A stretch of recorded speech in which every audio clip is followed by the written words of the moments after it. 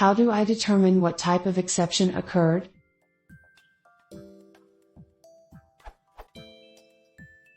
Some underscore function raises an exception while executing, so the program jumps to the except. How do I see what caused the exception to occur?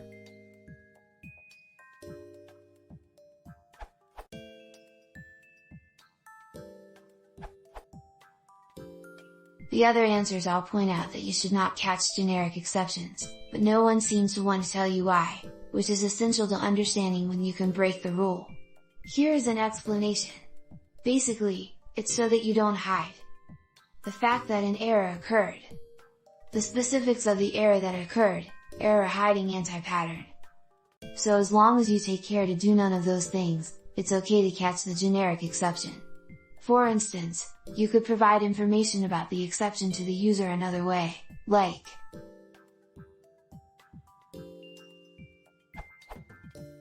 present exceptions as dialogues in a GUI. Transfer exceptions from a worker thread or process to the controlling thread or process in a multi-threading or multiprocessing application. So how to catch the generic exception? There are several ways. If you just want the exception object, do it like this.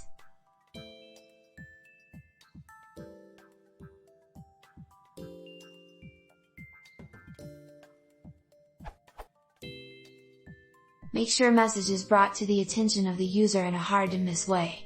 Printing it, as shown above, may not be enough if the message is buried in lots of other messages. Failing to get the user's attention is tantamount to swallowing all exceptions, and if there's one impression you should have come away with after reading the answers on this page, it's that this is not a good thing. Ending the except block with a raise statement will remedy the problem by transparently re-raising the exception that was caught. The difference between the above and using just except column without any argument is twofold.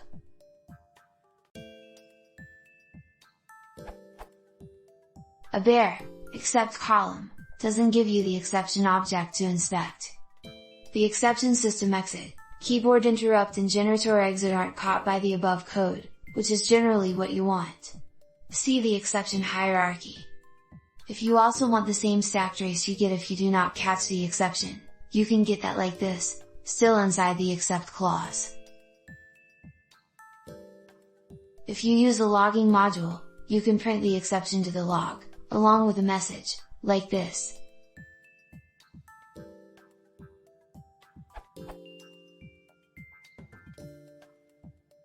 If you want to dig deeper and examine the stack, look at variables etc., use the post_mortem function of the PDB module inside the except block.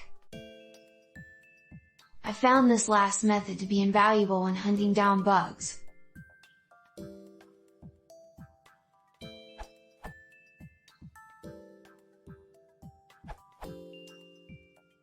Get the name of the class that exception object belongs.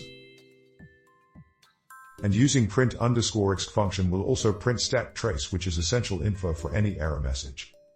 Like this.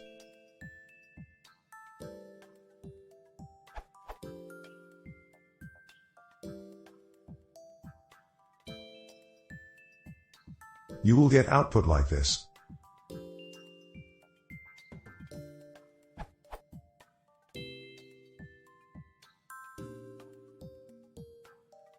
And after print and analysis, the code can decide not to handle exception and just execute raise.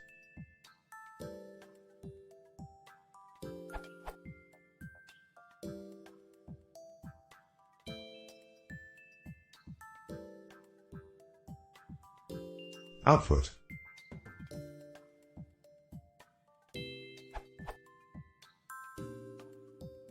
And interpreter prints exception.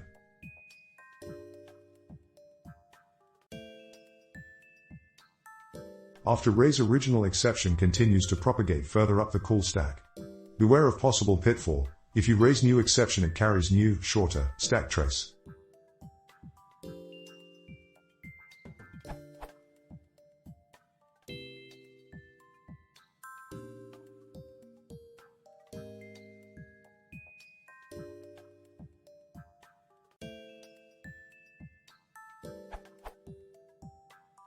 Output.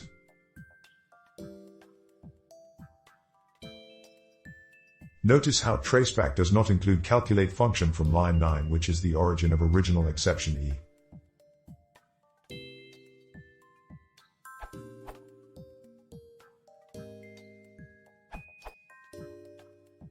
You usually should not catch all possible exceptions with try column ...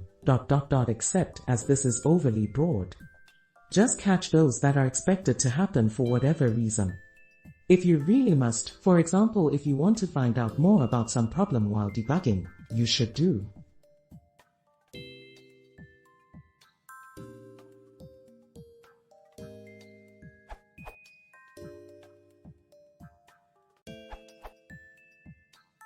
Most answers point to except, as, column syntax, rightly so, but at the same time nobody wants to talk about an elephant in the room, where the elephant is sys.exc_info function. From the documentation of sys module, emphasis mine.